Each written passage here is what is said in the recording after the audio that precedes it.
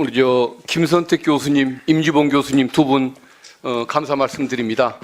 정말 헌재가 상당한 그 기간 혼란을 겪고 있던 시기에 두 분께서 바른 말씀, 방향 또 잘 제시해 주셔서 옳은 결론이 날 수 있었던 것 같습니다. 이 자리를 빌어서 깊은 감사 말씀드립니다.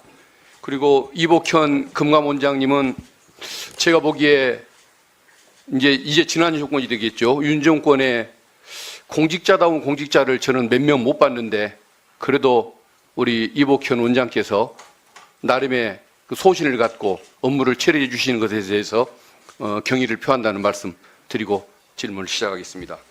우리 최상목 장관님. 네.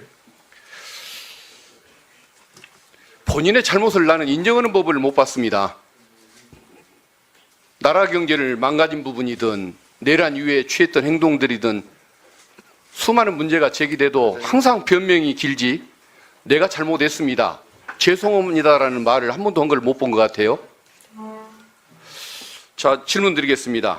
국민과 역사의 평가만 두려워하며 국가를 위해 책임 있게 행동하는 게 공직자로서의 도리다. 누가 한 말인지 압니까? 제가 국무회의 모두 발언에 한 말이. 권한대행으로서 그런 얘기 하셨던 거죠? 네네. 본인은 그렇게 행동해 왔습니까? 전 행동하려고 노력했습니다. 네. 노력한 결과가 그겁니까? 자, 그럼 한번 질문해 보겠습니다. 계엄 반대했다고 그러셨죠? 네, 그렇습니다. 옆방에서 윤석열 전 대통령이 비상계엄 선포할 때 옆에 계셨던 좀 상황 아니었습니까?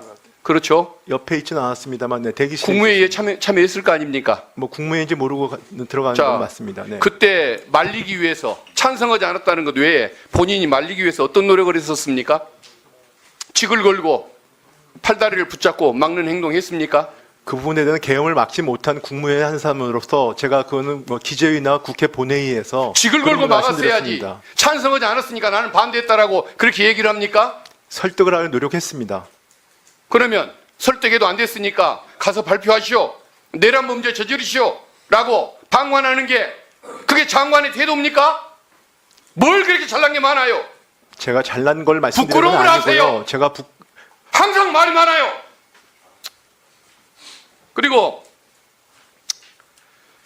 마한혁재판관 임명 계속 거부했었는데 그게 헌법 위반이라는 거 몰랐습니까? 거부한 게 아닙니다. 임명하려고 노력을 했습니다. 84일간 안 했는데 노력했어요. 제가 두 사람을 임명을 해가지고 일단 헌법재판소는 마한혁재판관을 묻습니다. 헌법재판 그리고 돌아가는 노력을 했습니다. 헌법재판소가 결정한 이후에도 28일간 그걸 결정을 뭉갰어요. 왜 법을 안 지킵니까? 그 부분에 대해서는 저도 노력했다 말씀을 드리지 않습니까? 그걸 국무위원들하고 노력이라고 상의를 얘기하는 게 하고요. 아닙니다. 그다음에 개긴다고 그때는 얘기를 해요. 또 거기 권한대, 그러니까 총리께서 국민들은 언제 돌아오실지 모르기 상식인들은 때문에. 그런 경우를 네. 두고 개긴다고 얘기하지 노력했다고 얘기하지 않습니다. 헌재가 명령을 하고 본인에게 권한이 있는데 그걸 안 해놓고 노력했다. 무슨 궤변이에요?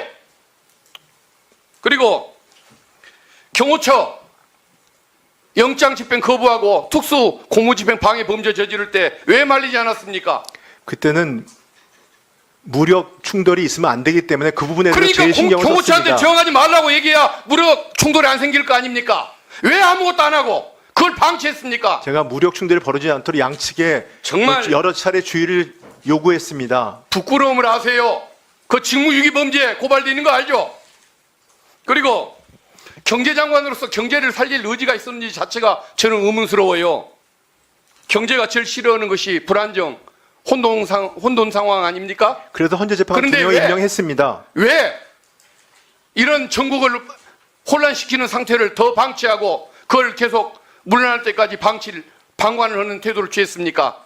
그리고 환율로 올라가기를 바라서 미국 국채에 투자를 했습니까? 그럼 외화를 가지고 있던 오랫동안 가지고 있던 민간인 때부터 가지고 있던 외화 자, 예금을 됐습니다. 외화 국채로 전환한 최순실 것뿐입니다. 사건 때 국정농단 사건 때 본인이 경제비서관 하면서 재벌들한테 486억 뇌물 수금하는 역할을 했죠. 그것도 안 했습니까? 그거는 그 당시는 제가 그 정상회담에 문화재단을 참여하기 위해서 정상회담 준비 차원에서 했고요.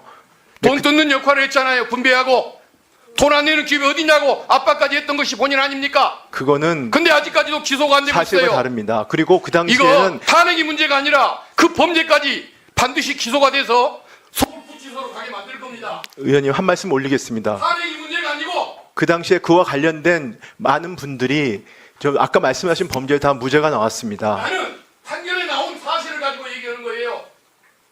박근혜 대통령 유진한 거 모릅니까? 그게 아니고 제가 미르재단 부분에 대해서 뇌물과 말씀하시니까 그건 무죄가 나왔다는 말씀을 드리는 겁니다. 무슨 정부 청사가 아니고 서울 구치소에 한다는 사실 곧 보여줄 겁니다.